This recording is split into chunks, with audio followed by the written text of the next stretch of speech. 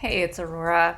So, the last few days, I think it's a Mercury retrograde or something, but it's been like the last few days have been like obstacle after obstacle after obstacle. And like, this morning it was the dog peeing in his dog bed, which leaked through into the foam part. So that meant doing laundry.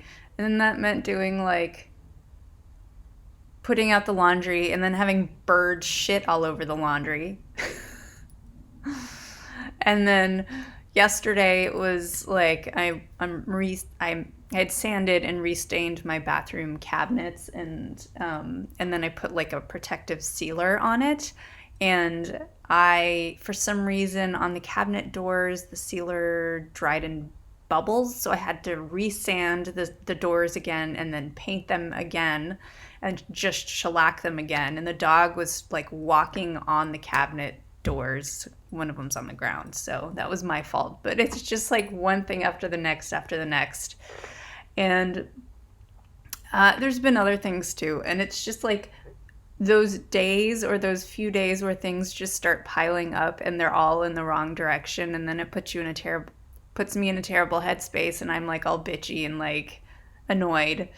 And it is the opposite of how I would like to be.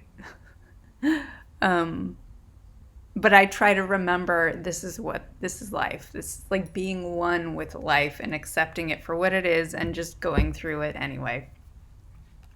Anyway, oh wait, he's gonna pee. Dog, come here. Where's your diaper? Come here.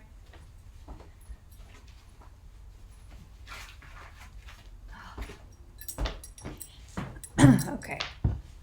Hopefully I bypassed that one. Um,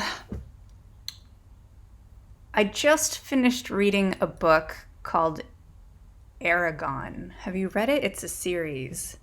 And I just happened to pick it up out of a box from like a free box, like stuff, books people were giving away. I was like, oh, this looks like my kind of book. Totally is. I'm so in love with it. And I'm so excited to find a series that I can dive into again. Because sometimes you just read books and they're kind of hit or miss, right? But when they're really hits, it's like a phenomenal feeling, especially when there's more than one book. So, like, the last book series that I got into was the Kushil's Dart series.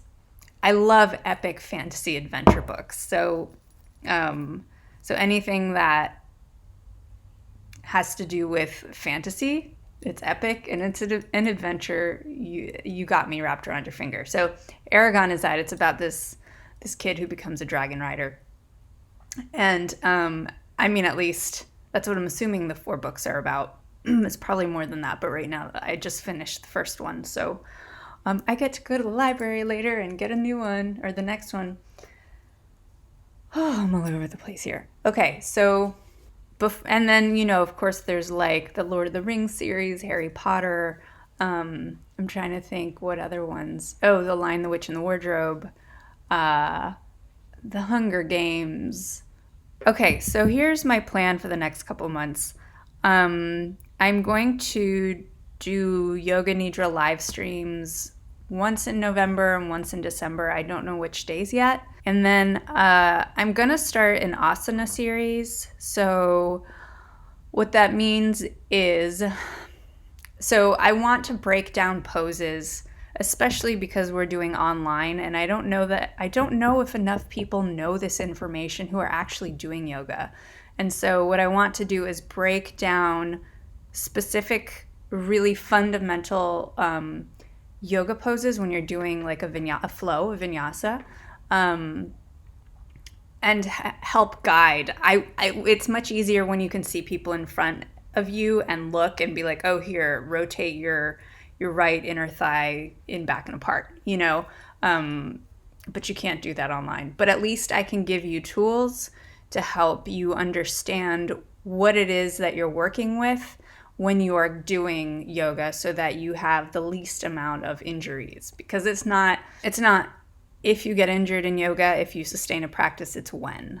And I definitely have had my injuries, but my major injury has taken me probably 8 years to figure out how to do. And that's with asking different teachers, like, what the hell is going on? And then finally just understanding and practicing and feeling where it got twinged, like what poses were twinging it, and making subtle adjustments to finally figure out what was going on. And it was sort of like a hamstring groin situation.